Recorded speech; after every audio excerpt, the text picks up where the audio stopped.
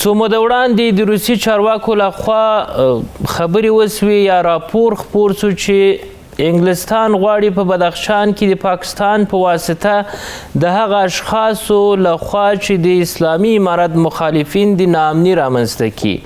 د دغه ناامني له کبله دوی غواړي ځینې اشخاص یا څیرې یا هغه مخالفین چې جګړه کوي ځای په ځای کې تر څو له دې لارې سیمې ته ناامني را انتقال کړي. له هغه راوروسته په بدخشان کې د کوکنارو د مخنیوي دپاره د اسلامي امارت اقدامات وسو چې دا د اسلامي امارت د زعیم په امر باندې چې فرمان صادر شوی چې په افغانستان کې څوک نشي کولی چې د مخدره توکو کاروبار او یا هم کښت وکړي. خو کله چې اسلامي امارت ځواکونه هلته ځي په دغه سیمه کې کوکنار له منځه وړي، دلته په داخل کې لاریونونه کیږي او هلته د باندې بیا تبلیغات په دې کیږي چې اسلامي امارت ځواکونه په عامو خلکو باندې ظلم کوي، په داسې حال کې چې اسلامي امارت په ټول افغانستان کې مخدره توکو ته اجازه نه ورکوي. دغه مسله د اسلامي امارت د ځواکونو لخوا په پوره قوت سره خنثی سو، خو له هغه وروسته بیا د یفتل مسله راپورته سوه چې له چترال څخه ځینې اشخاصو غوښتل چې بدخشان نامنه کړي، خو د افغان ځواکونو لخوا هغه خلک چې د ناامني هڅې کول ټول له منځه ولاړل. په دې وروستیو کې د جمعه خان فاتح مسله وه چې د حکومت پر وړاندې بغاوت وکړو چې بالاخره جمعه خان فاتح ونیول سو. اوس تصفیه روانه ده په دې وروستیو کې چې تر اوسه پورې جریان لري. په څو ورځو کې د تصفیې عملیات ډیر شمیر ثقیله او غیر ثقیله وسلې ونیول سوې. دا چې بدخشان ولې اهمیت لري، مخالفین ولی غواړي چې بدخشان نامنه کړي، له بدخشان څخه کوم خطرات متوجه کیږي سیمې ته او افغانستان ته، د بدخشان له امن یا ثبات څخه ولی ویره کیږي، دا هغه مسایل دي چې نن په تودو بحثونو کې بحث پرې کوو. په سلامونو مو هرکلی کوم، زه روح الله علي زه یم له خپلو دریو میلمنو سره.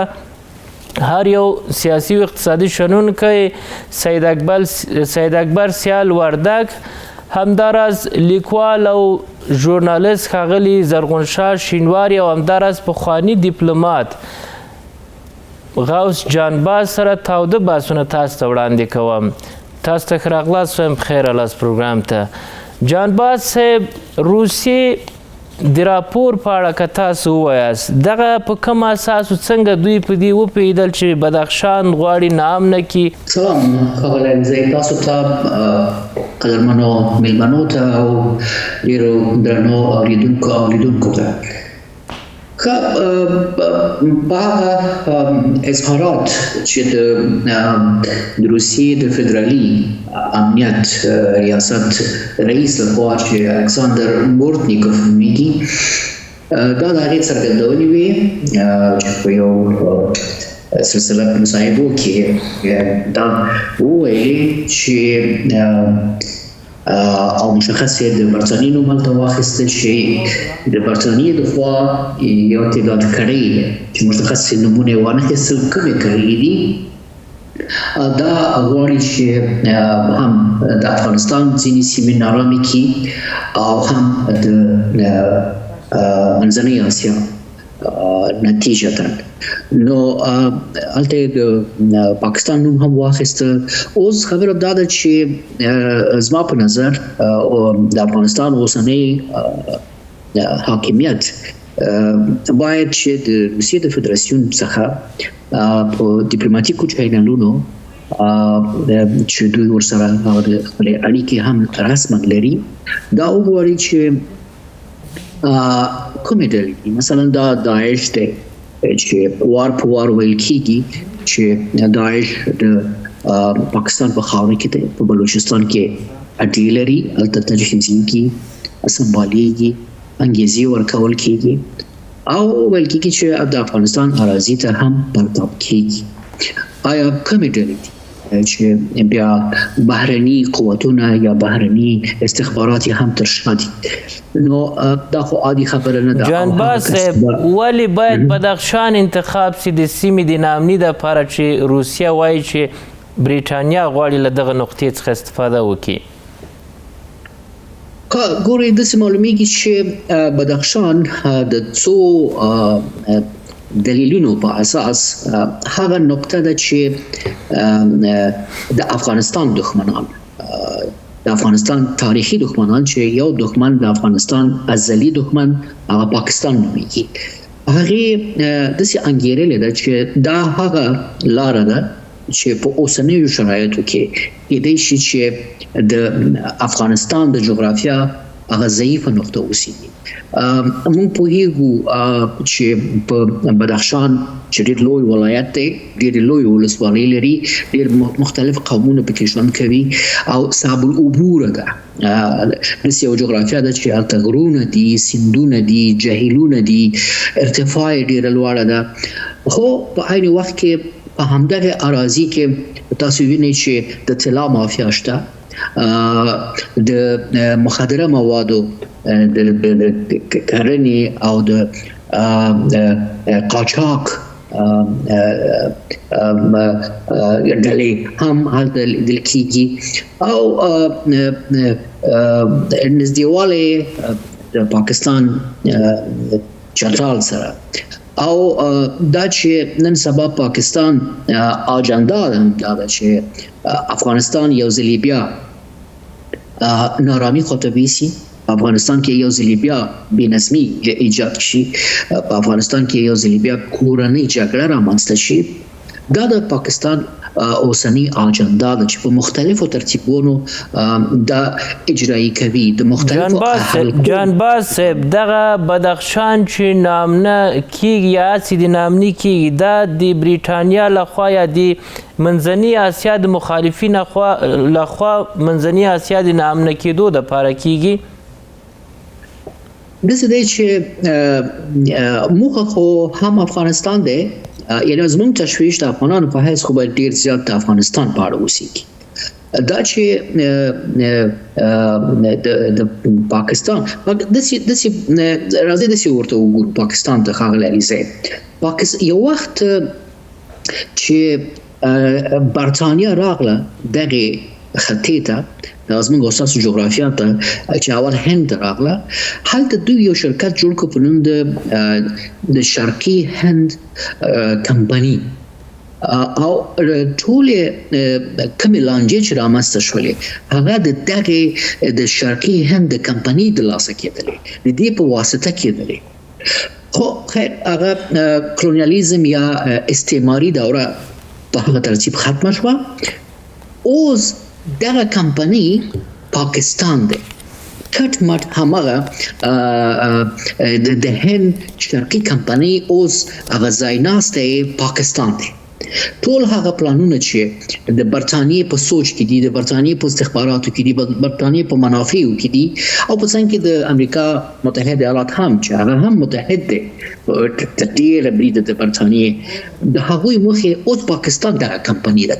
پاکستان دقیقا یو کمپنۍ ده چې په دې منطقه کې همغه د برطانیې د دورې موخې، اهداف، پلانونه په بله بڼه په نوي شرایطو کې انطباقي کوي.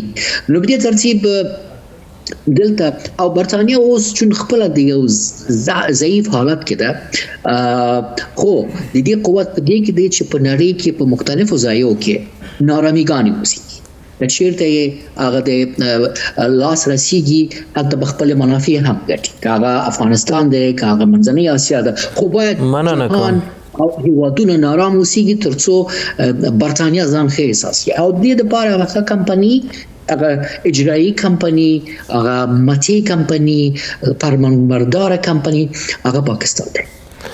شینواري صاحب کوم څه چې د پاکستان لخوا د چترال له لارې په بدخشان کې د نامني هڅې کیږي، نیمه پیړۍ وړاندې همدغسې یو اقدام د پاکستان لخوا سوی و په بدخشان کې چې هغه وخت کې د استاد رباني په واسطه و.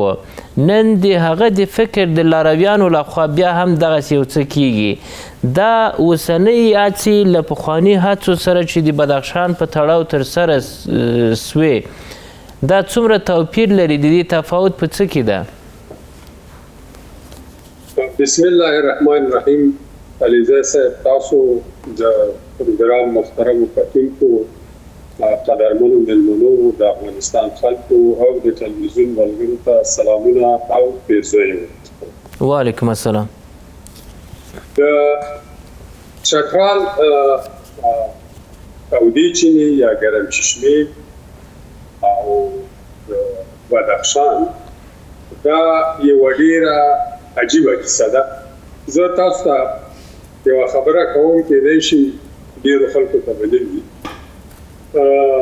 کله چې شوروي پوځونو افغانستان باندې یرغل وکړ او د مهاجر پاکستان ته تلل شروع شو، نو د بدخشان، پنجشیر، تخار د ځینې ولایتونو نه چې به مهاجر راتله، نو دوی ته په دوو ځایونو کې د اوسېدو بندوبست د پاکستان حکومت کاوه.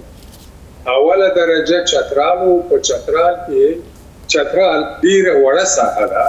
په دې وړه ساحه کې ما په خپله هغلته د مهاجرو په کمپونو کې یو ریسرچ کړی دی. 1.5 لک افغان مهاجر په دغه وړه منطقه کسانو مهاجرو هغلته ژوند کوه. هغه ډېره وړه منطقه ده. زما مقصد دا دی چې په دغه منطقه کې اکثره د دغه ولایتونو مهاجر شوي. دلته د دویم ځای چې و هغه د خراسان کمپ و. دغه مهاجر به په دغه ځای کې ټرینینګ کېده. د دې ځای نه به د نورستان د لارې نه بدخشان ته لیږل کېده او په دې لاره باندې به د پنجشیر او د بدخشان نه د لالونه، د غمی، دغه قیمتي کاڼي دا به راایستل کېده. د پېښور د ډبګرۍ بازار کې دغه کسان چې دا تاسو د تېر حکومت کې څوک وزیرانو او څوک رئیسانو او څوک وکیلانو د دوی ډېرې برخې د ډبګرۍ په بازار کې د دغه زرو او د دغه کاڼو تجارت. راځم دې ته چې تاسو پوښتنه وکړه چې دغه حرکت چې اوس شروع دی او هغه حرکت چې د قومندان مسعود او رباني د په وخت کې پخوا شروع شو، د دې په منځ کې څه مشابهت شته او که نشته؟ اصلا د دې مرکز چې دی دا یو مرکز دی.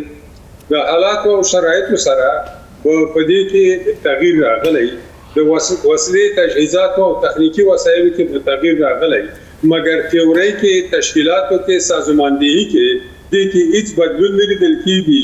یوازې یو مثبت بدلون چې افغانستان کې راغلی دی، هغه مثبت بدلون دا دی چې د 1950 کال د ثور د کودتا نه وروسته داسې یو حکومت په افغانستان کې نه و چې د پاکستان د خلاص مړ د مداخلو مخه ونیسي.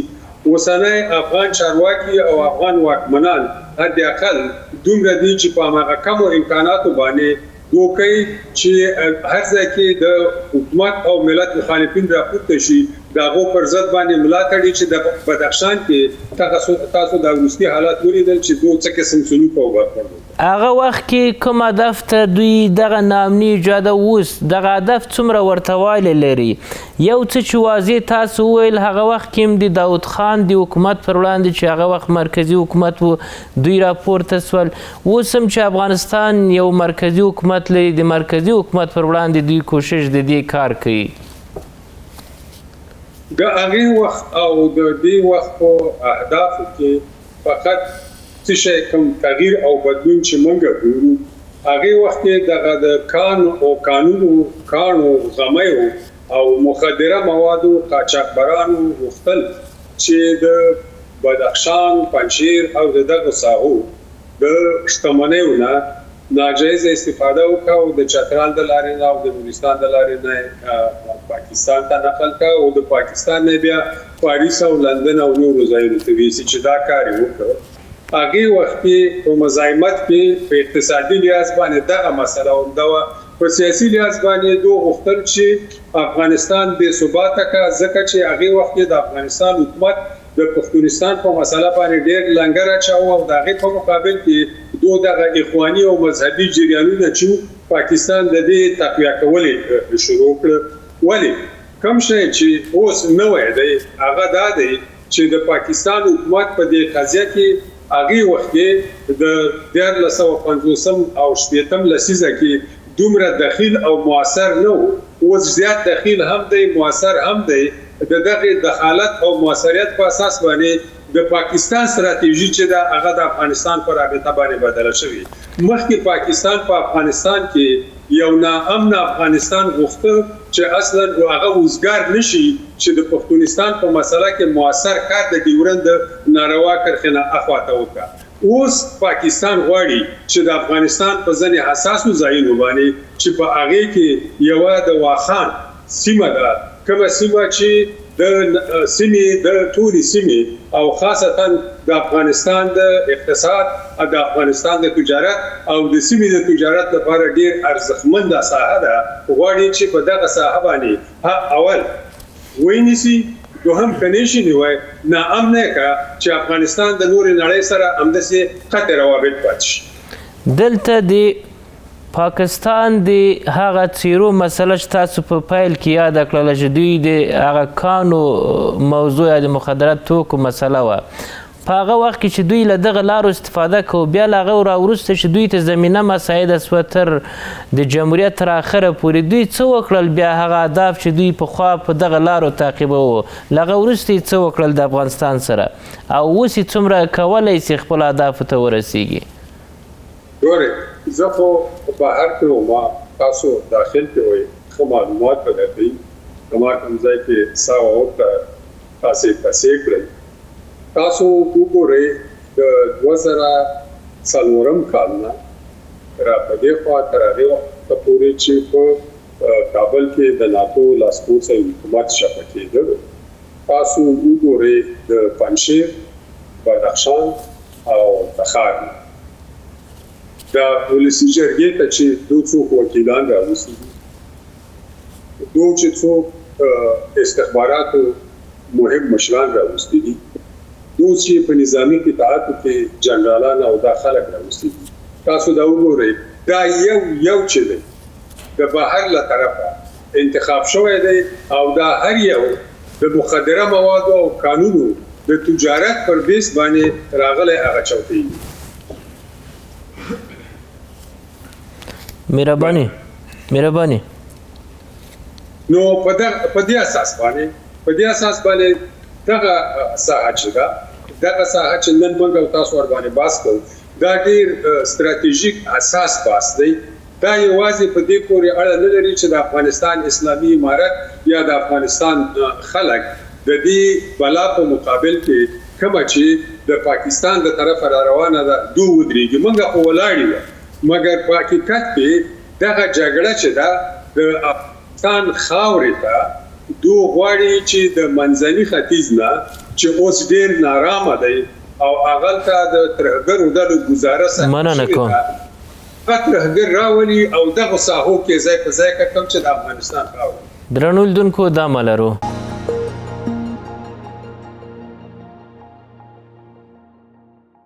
بیا هم بخیر الاست. وردک صاحب، افغانستان یا د افغانستان اسلامي امارت چې کوم څه کوي تر اوسه پورې په بدخشان کې له دغه خبرو واضح شوه چې دوی صحیح ده چې د افغانستان د ثبات دپاره د افغانستان د مرکزي حکومت د قوت دپاره کار کوي تر څو هغه ناامني یا هڅې خنثی کړي. ولې لویه برخه دا ده چې دغه مبارزه چې اسلامي امارت یا افغان ځواکونه کوي دا د سیمې د ثبات دپاره کوي. اوس د سیمې د ثبات دپاره چې کله افغانستان کوي، سیمې د افغانستان سره څه کړي د دغه خطر د مخنیوي دپاره چې عملا ورته متوجه ده؟ سلامونه علیزی صاحب تا ته او د تا قدرمنو میلمنو ته، تا د برنامې ټولو لیدونکو او اوریدونکو ته وعلیکم السلام. ګورې، اول خو باید موږ د دې سیمې په ارزښت باندې پوه سو چې ولې جګړې درته رامنځته کیږي. اول خو دا سیمه چې ده د څلورو هیوادونو ترمنځ د یو وصل نقطه ده چې دا یو اساسي سرحدي سیمه ده. دلته امنیتي مشکلات او د امنیتي مشکلات بالکل بدخشان ده چې پاکستان، چین او تاجکستان له افغانستان سره دا څلور هیوادونه وصلوي.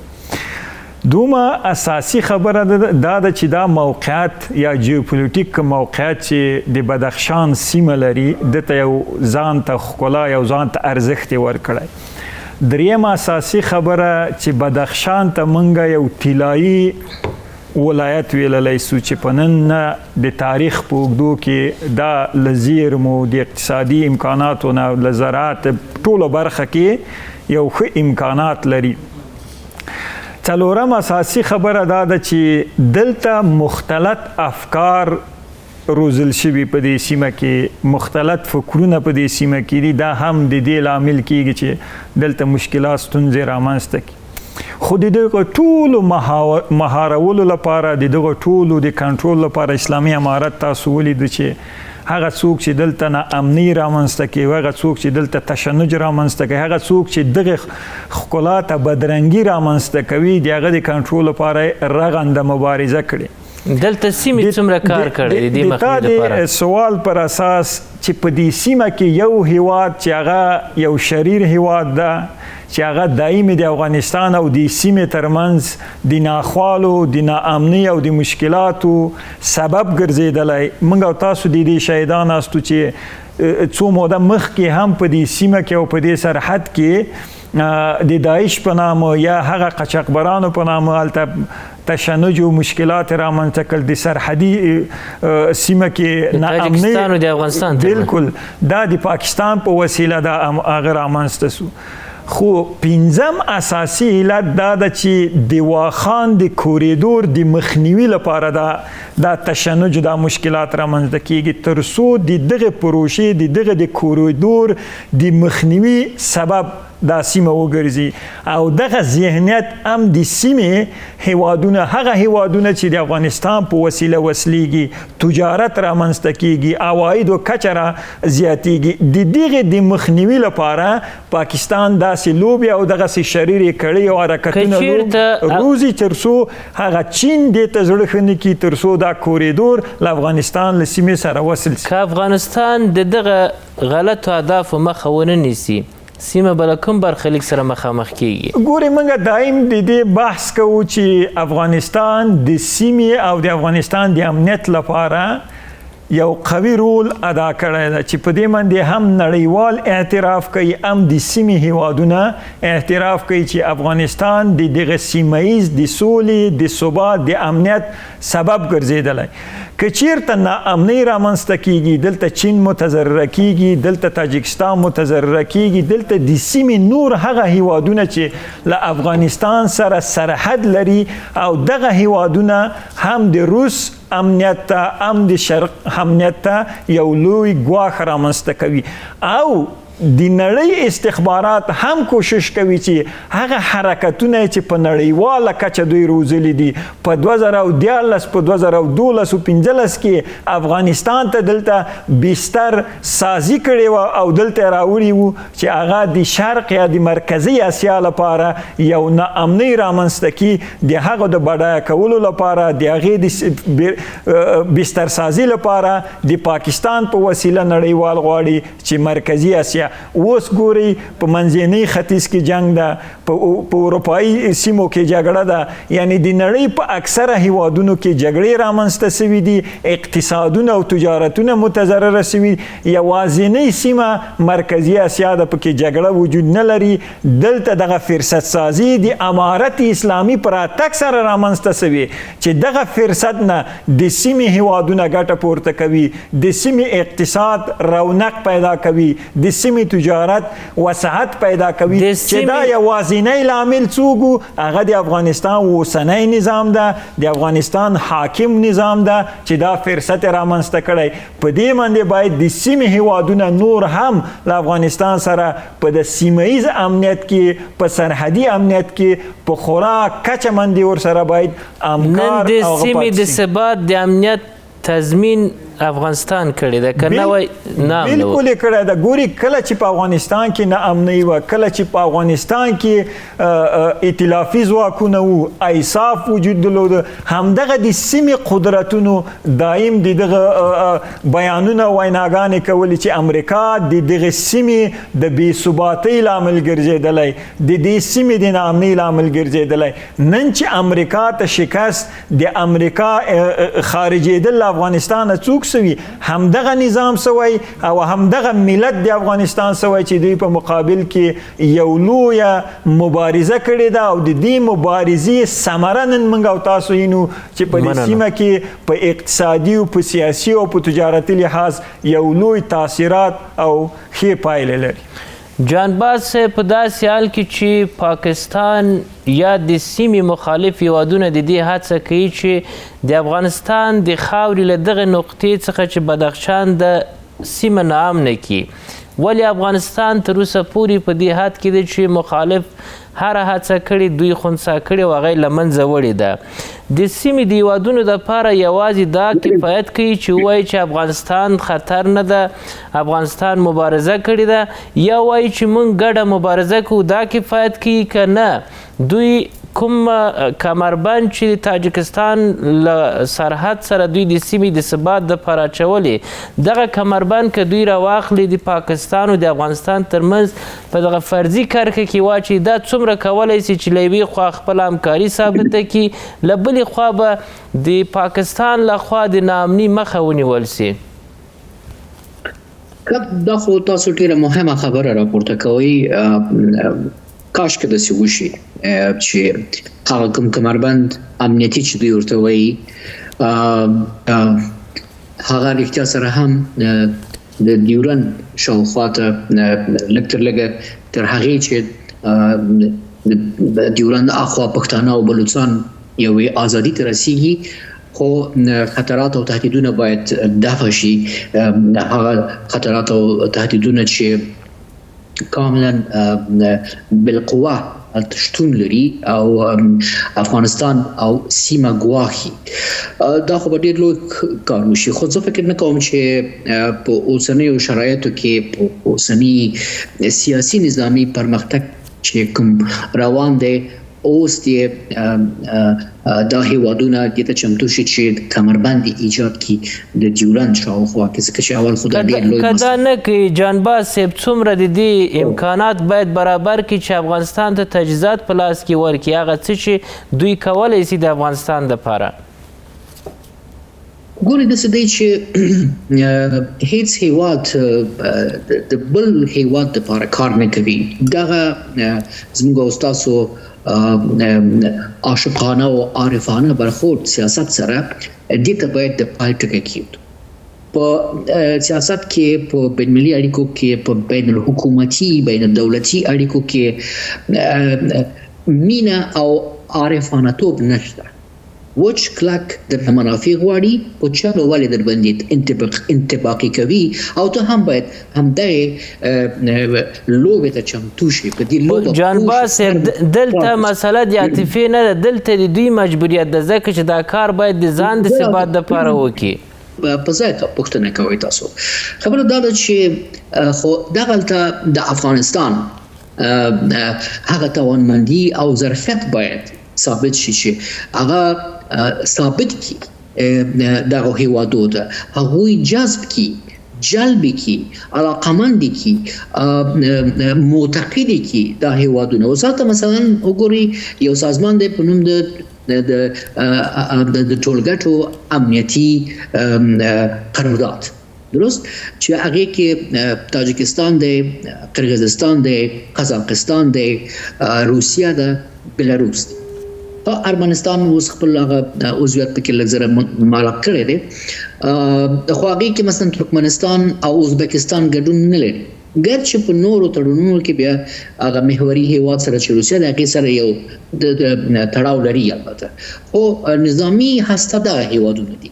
نو دلته دغه نظامي قوه پرته ده چې هغه عمدتاً هماغه د پخواني شوروي اتحاد جمهوریتو دپاره ترتیب شوی تنظیم شوی ده چې افغانستان د دوی په تکتین کې هغې ته هم د دغه سازمان او هم د روسیې په نظامي سیاسي یا د بهرنیو سیاست په تکتین کې افغانستان ته د پخواني شوروي اتحاد دروازې نوم ښودل شوی دی چې افغانستان سره باید دا هیوادونه په شمول د روسیې چې محوري هیواد دی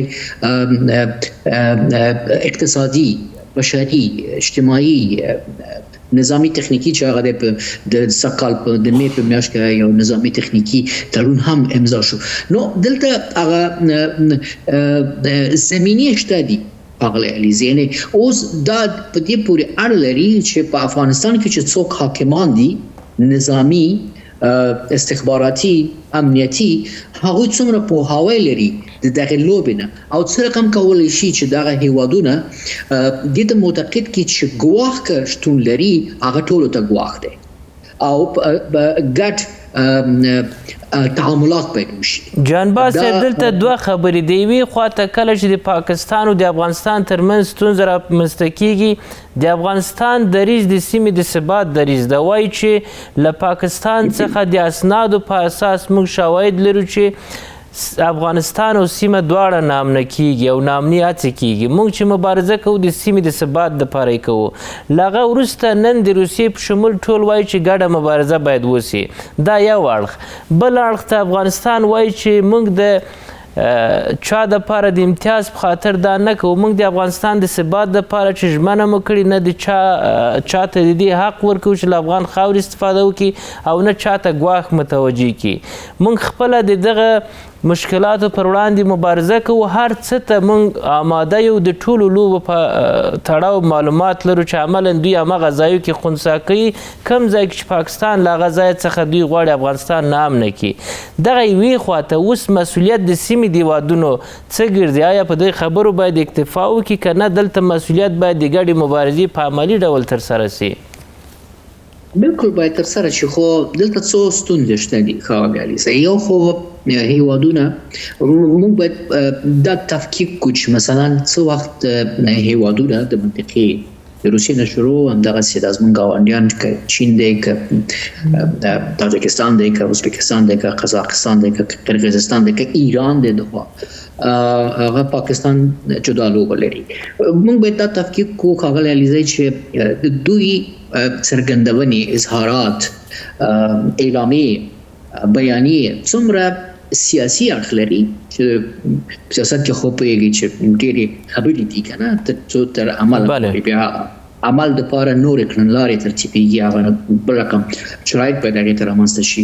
یعنې تر ډېره بریده زه چې ګورم اوس ډیکلراتیو دي که نه دغه د دوی اعمال تر ډېره بریده ډیکلراتیو دي. د بلې خوا چې ډېره مهمه ده او هغې ته موږ مثلا د جمهوریت په وخت کې چې زه خپله په ځینو امنیتي سیاسي کتنو کې په لوړه کچه د هیات ترکیب کې مې ګډون درلوده نو او پاکستان سره مثلا ځینې مسایل هغه اوس بیا راژوندي کېږي. هغه وخت هم د پاکستان ډیپلوماسي ډیره متعارضه ډیره هدفمنده او ډیره لوی لابیګران چې دوی لري مثلا په لندن کې په واشنگټن کې په نیویارک کې په پاریس کې د دوی ډیره لابي نشته. اما مثلا آلمانانو سره اوس یو تړونونه را پیدا کړي. نو خبره دې کې ده چې د دې ډیپلوماسي د دې ډیرې متعرضې ګستاخې ډیپلوماسي چې د پاکستان ملیتاریستانې په کار اچوي د هغې د مخنیوي دپاره باید هم مسلکي کار وشي. مهرباني. مننه کوم. درنو لیدونکو دا ملرو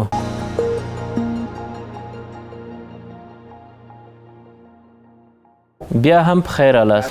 شینواري صاحب بیا هم تیرو ته ورګرځو. شمال هغه نقطه چې مخکې هم د اسنادو په اساس خپله پاکستانیان اقرار کوي چې موږ کله غوښتل شوروي پښه افغانستان ته را داخله کړو باید موږ دوی ته تلکه ایښې وای تر څو له افغانستان څخه د پخواني شوروي تر چتر لاندې هیوادونه ناامنه سي یا هلته دغسې احساس د تاوان وکړي تر څو دوی افغانستان ته را داخل سي او مخالفت رامنځته سي.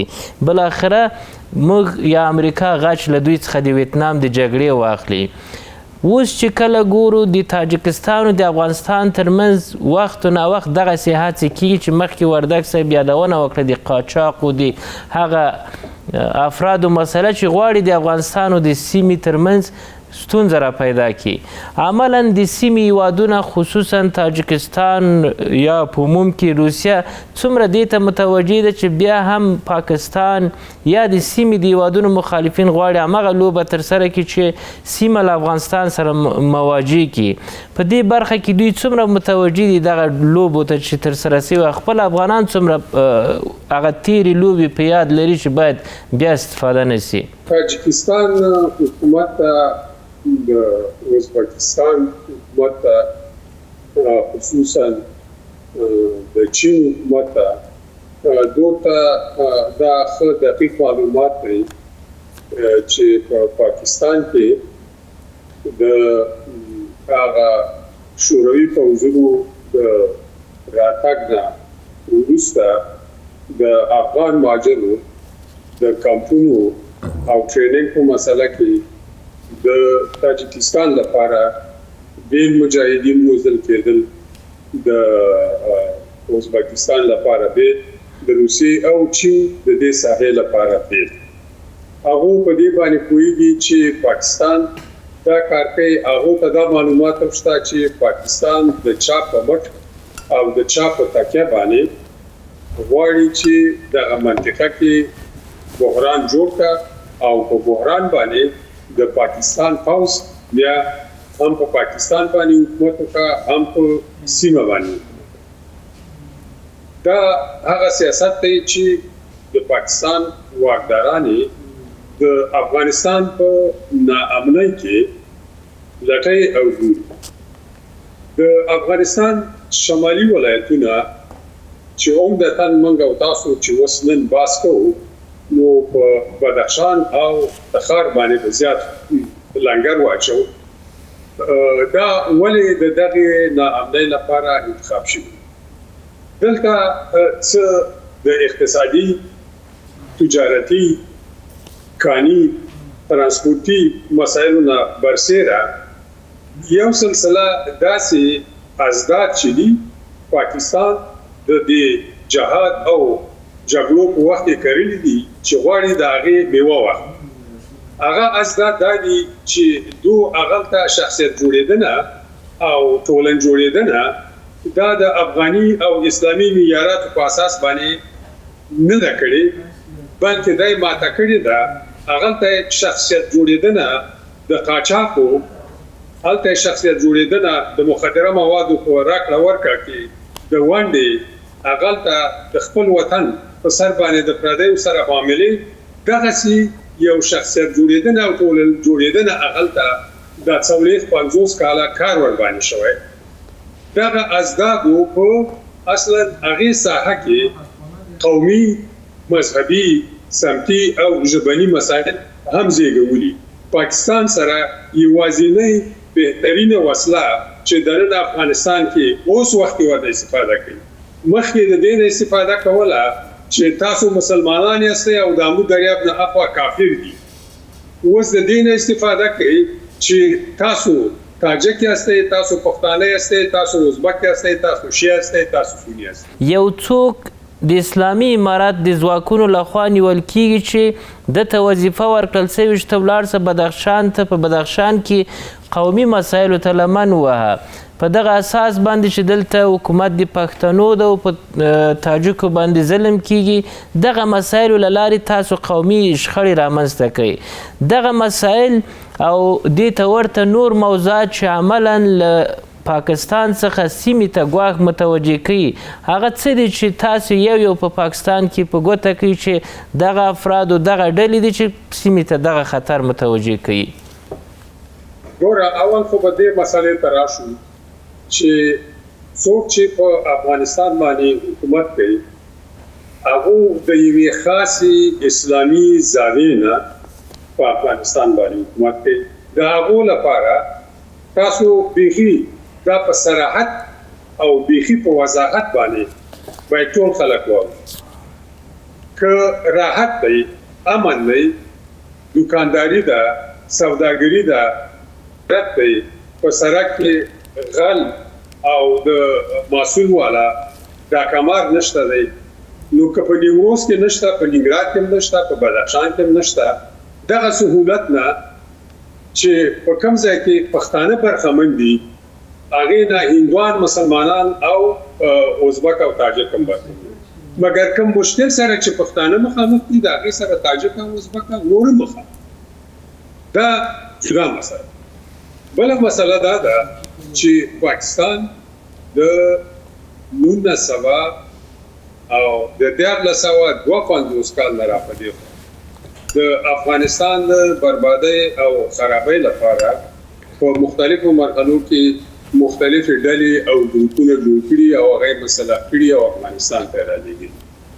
اوس د دو مخکې ورنه یادونه وشوه، اوس د دو سیاسي کسان، استخباراتي کسان، دو په ترکیه کې، دو په منځني ختیځ، عمدتاً سعودي عربستان کې دو لګیا دي هغه کسان، هغه ګروپونه او هغه شخصیتونه چې هغه مشخصاً د ژبې په اساس باندې، د مذهب په اساس باندې، د نژاد په اساس باندې د افغانستان خلاف مبارزه کوي، مګر رومي ورته دا ورکړی چې موږ د طالبانو او اسلامي امارت په خلاف باندې جنګیږو.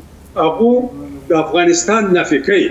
هماغه کسان چې د افغانستان کوي، د پاکستان ډیپلوماتان او د پاکستان سیاسیون د هغو سره په مختلفو هیوادو کې خبرې کوي، پاکستان ته یې او هغلته دغسې ساحو کې لکه مخکې چې یادونه وشوه چې ګرم چشمه او یو ځای او بل ځای دې ځای کې ټریننګ کوي او دننه افغانستان ته یې.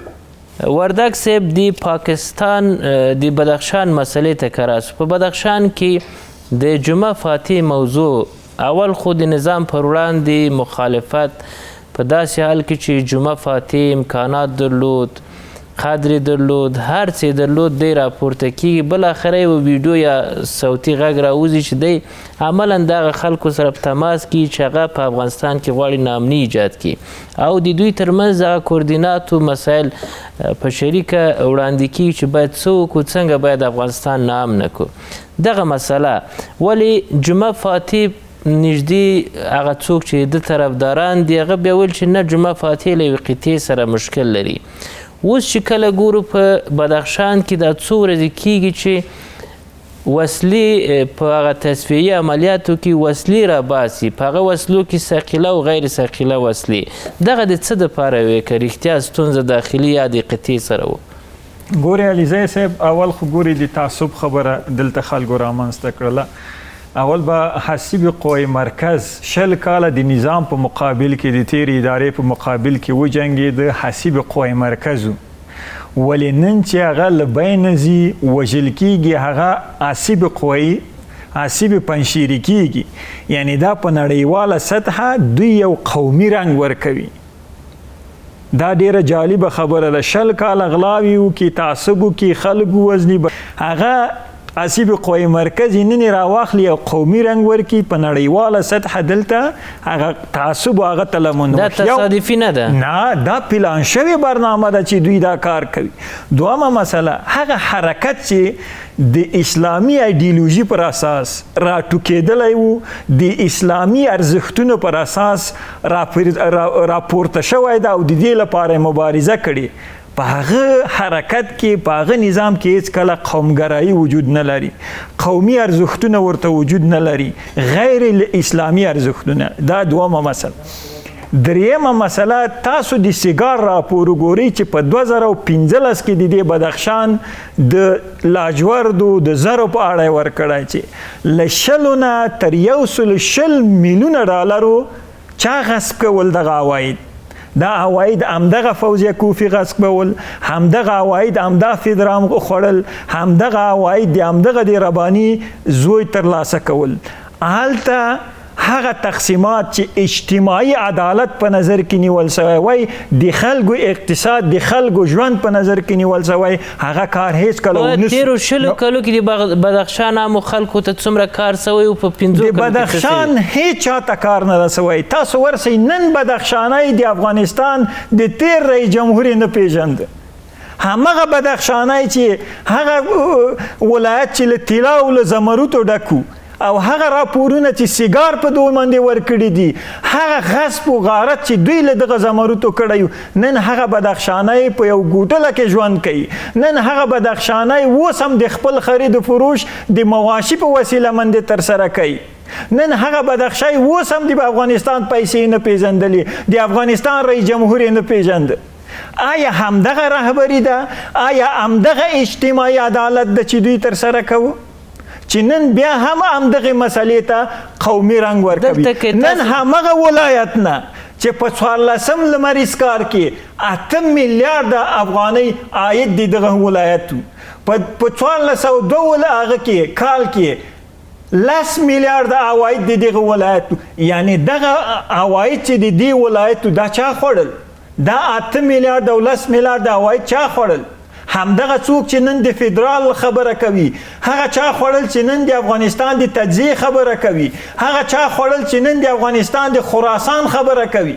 نه دا اجتماعي عدالت، نه د بدخشي خوار غریب بیچاره اقتصاد، د هغوی ژوند، د هغوی عواید د چا په نظر کې ونه نیول. نن چې اسلامي امارت راغلی، دغه عواید د افغانستان د یو نظام لپاره کمایي کړي دي او په یو شفافه پروژه راټول کړي دي. نن دلته قومګرایي یا د فاتح په نامه څوک راجګېږي یا د جبهې په نامه څوک راجګېږي. دا دوی د خپل هغه شخصي غرایزو لپاره دلته فعالیت کوي، نه د افغانستان د ملي ارزښتونو لپاره، نه د افغانستان د خلکو د ښه ژوند لپاره، غیر خپل ګوندي او خپل تعصباتو لپاره. که مقایسه کوي 20 کاله بدخشان خلک او له اوسني 15 کلو سره کوم وخت کې دوی ته خدمت سوی؟ آیا تاسو هغه څوک چې تللی په بدخشان کې باله د فاتح له نیولو نه هغه مورکۍ ژړا تاسو ونه لیدله چې له فاتح نه په خوب کې ډارېدله؟ فاتح د ده پلار وژلی و، د ده میړې وژلی و، د ده ماشومان یې وژلي و. آیا همدا عدالت و چې فاتح رامنځته کړی؟ یوازې فاتح که هر مخالف چې نن له نظام سره مخالفت لري، هر مخالف چې دغسې کړنې ترسره کوي، دغسې جبر کوي، داسې ظلم کوي، هغه ته به هیڅکله اسلامي امارت وخت ورنه کړي. دا دلته ګورئ، یو خبره کوم چې بدخشان خلک او د افغانستان دا نور قومونه دي په دې پوسي چې هر هغه څوک دا قومګرایي ته لمن وخي. ګوري پښتانه له هیڅ قوم سره مشکلات نه لري، له هیڅ قوم سره تعصب نه لري. منګه د یو ملي او اسلامي نظام د چتر لاندې د ټولو حقوق تضمین شوي. که ستونزه په کابل کې وي دا به په بدخشان کې وي، که ستونزه په قندهار کې وي دا به په بغلان کې وي. هغه عدالت که په قندهار کې وي دا به د افغانستان په ټولو ولایتونو کې وي. که هغه انصاف، هغه تعادل په نورو ځایونو کې وي دا به د افغانستان په 4 ولایتونو کې وي. نور دغه کړۍ چې افغانستان ته تعصب راوړي، افغانستان ته بې اتفاقي راوړي، افغانستان ته ناامنۍ راوړي، افغانستان ته بې ثباتۍ راوړي، په کلکه به د افغانستان اسلامي ځواکونه د دوی په مقابل کې سره د ملت ودرېږي او سرنوشت پیدا سي کیږي. څه باید وسي په دې برخه کې؟ زه وایم ملت باید نور هم د افغانستان د نظام له چتر نه راټول شي او نظام هم مسؤلیت لري چې لا نور هم اجتماعي عدالت ته کار وکړي، د افغانستان د ملت مشروع غوښتنو ته کار وکړي او هغوی ته لاره د حل پیدا. مننه کوم. جان باز پای ته رسوه. دغه خلک چې اوس قومي، ژبني یا سمتي مسایلو ته لمن وهي، له دغه لارې کوشش کوي چې د افغانستان د دښمنانو اهداف تعقیب کړي. آیا هغه اشخاصو چې نن دوی خلک هڅوي وایي چې موږ د افغانستان دپاره کار کوو، د خلکو دپاره عدالت غواړو، دوی د خپلو خلکو دپاره څه کړي دي؟ څومره خپل هغه خلکو ته چې اوس په ژبني او قومي مسایلو راهڅوي دوی ته څومره تاوان رسولی، همدغه اشخاصو د جمعه فاتح په شمول؟ ګورئ، زه به تاسو ته یو مستند کیسه ورته وایي یا یو مستند فاکت وړاندې کوم. فقط یو هفته مخکې ما په بهر میشت مشهور تلویزیون کې مرکه درلوده په دری فارسی څانګه کې. هلته یو پاکستانی راغلی و، دعوت شوی و چې اکثرا د تلویزیون ته راځي، د قندیل عباس په نوم چې په اسلام آباد کې په کوم پوهنتون کې استاد دی. هغه موږ تاسو په دری فارسی کې یو متل لرو، وایي دوست سر خود پر داره. د خبرو په ترڅ کې وویلې چې پخوا چې وو د پاکستان ملیتریستانو عمدتاً د هغې په خبره پښتنو باندې یې سرمایه ګذاري کوله، دوی ته یې ډېر پام. اوس پاکستان غواړي چې په نورو قومو سرمایه ګذاري وکړي، یعنې دوی سره کار وکړي او دوی را جلب کړي او خپلو لوبو کې ولوبوي. نو اوس معلومه ده چې دا لوبه د چا ده؟ دا د استاد د پوهنتون دی چې بیا ته ما هغه زما مننه کوم تلګرام چینل کې پروت دی، وی ګورئ. نه دا لوبه د پاکستان ده چې د افغانستان خلک، د افغانستان قومونه سره په تضاد کې واچوي، په خدای مکړه په یو برخوردو کې په دې کې سره ښکیل کې مجازي فضا کې جانباز صاحب بحث پای ته رسوو. څه باید وسي په دغه مسله کې چې هم مدیریت او هم د سایز خنثی سي؟ زه فکر کوم چې افغانستان بې له شکه چې د قومونو ډک هیواد دی او هر حاکمیت چې په افغانستان کې اوسېږي دې حساسې موضوع ته باید ډېر پام وکړي چې هیڅ د افغانستان وګړی د همدغې بدخشان چې هلته پکې د واخان ارتفاعات دي تر نیمروزه بیا هسې د پکتیکا نه شروع تر بادغیسه پورې باید هر افغان د افغانستان وګړی ځان احساس کړي په دې حاکمیت کې، ځان وګوري، ځان خوندي وګوري چې دغه دولت یا هر حاکمیت چې په افغانستان کې دی هغه د هغې دی، د هغې منافع، د هغې ژوند، د هغې راتلونکی، د هغې د بچیانو راتلونکی تضمینوي او دې دپاره کار کوي.